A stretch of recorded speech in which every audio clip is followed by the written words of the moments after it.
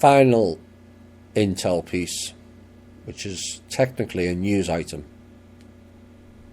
but it ties into the just mentioned piece and will roll into the later op-ed pieces. This starts the dot connecting. YouTube is in damage control mode after several large companies, including Disney, Nestle, McDonald's and Epic Games, had to pull ads in response to a report accusing the platform of harbouring a pedophile ring which was hiding in plain sight.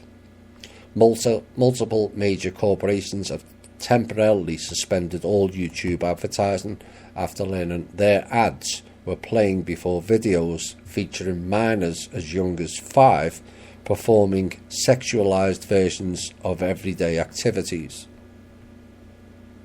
The advertisers were informed by Wired on Wednesday that their ads were playing before videos similar to the clips highlighted by blogger Matt Watson's video expose, which was posted earlier this week, and most responded with shock. Are you ready? Disney is in it deep. The original Disney crew, before Walt Disney's death, were not involved in pedophilia. It was the subsequent leaders of Disney that took over that company. The current CEO of Disney, Bob Iger, was born to a Jewish family in New York. Take note. Former CEO was Michael Eisner, who was born to an affluent secular Jewish family in Mount Cisco, New York.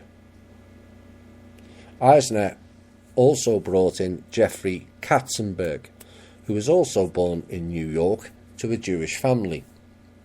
Following a takeover against Eisner attempt in the 1990s, Roy Disney, along with Stanley Gold, Mr. Gold, who was born to a Jewish family, this time in California, and Bob Iger also moved Disney to Shanghai.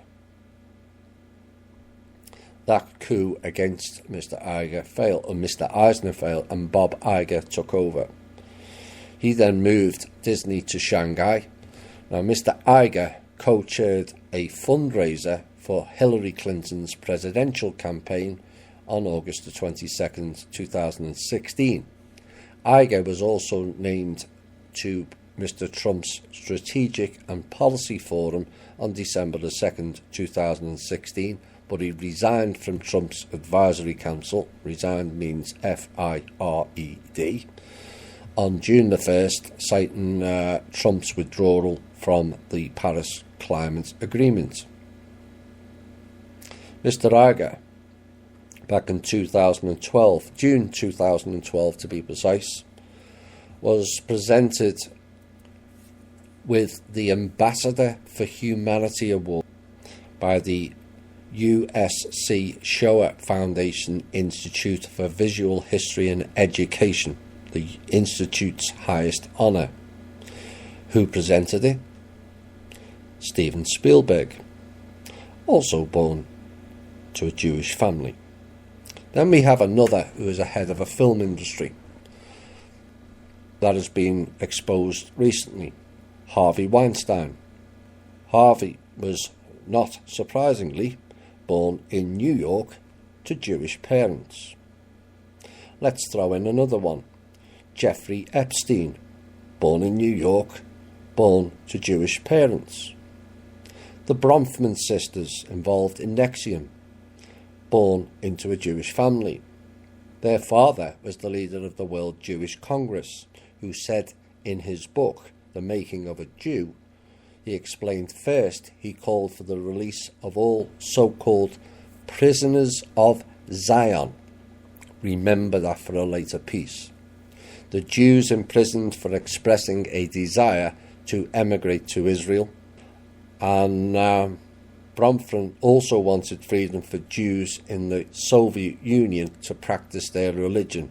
Again, keep that in the back of your mind, it will come clear later. and finally called for freedom of Soviet Jews to learn Hebrew, which was forbidden at the time.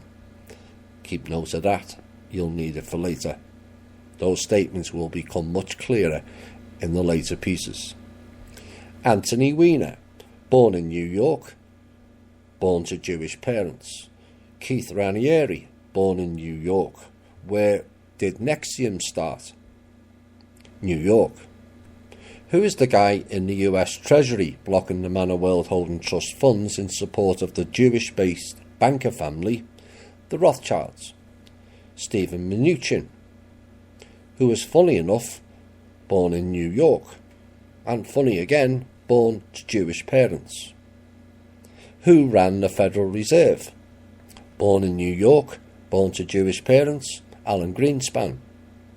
Who dictated foreign policy during the 9/11 phase and operation, and took part in the project for North American Century?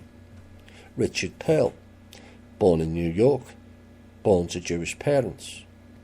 What building and organisation thinks it runs the world? The UN. Where is it situated? New York. Who runs it? The Jewish element. And perhaps now you'll start to see a picture. If you don't know now, you will see later. But please don't be hating on all Jewish people. I'll make that quite clear later in the show.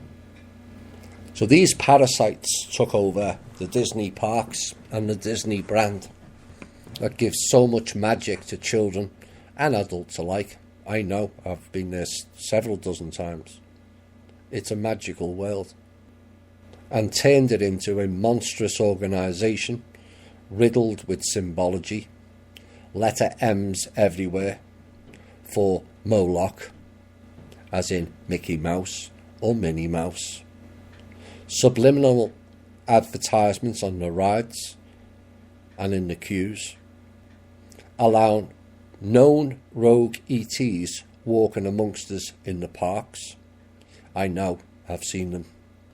Install underground tunnels in Disney World, Florida, where children go missing, and the tunnels are rumoured to be leading to a creepy small town around the Apopka Vineland Road area, where an old lady sits on the porch watching and monitoring all who goes into that 2 to 3 block village. And also rumoured that the tunnels go to a mysterious military base in the heart of Orlando, owned by Lockheed Martin. All of that has to be brought to light and brought down, and the whole thing repackaged back to its original intention, which is entertainment and enlightenment for the children. Of course, Nestle are famous for their quote, "It's not a human right to have clean water." McDonald's also mentioned, apart from serving shite replicas of food containing all kinds of things, including human fetuses, use what as their logo? The clown. That is, and was, a subliminal message to the children who experienced those in their sleep. As for the Epic Games, all video games are designed to change your brain pattern into chaos or worse. More subliminal programming. It lowers your attention spans and is creating for you the virtual reality loop they want you to jump into next after exiting the loop matrix.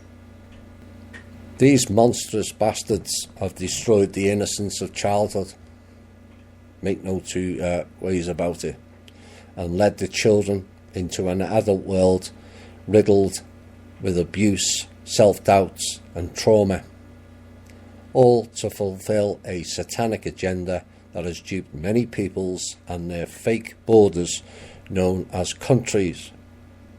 We have an obligation, all of us, to rout out this evil and give the children a chance to grow. You want to ignore it?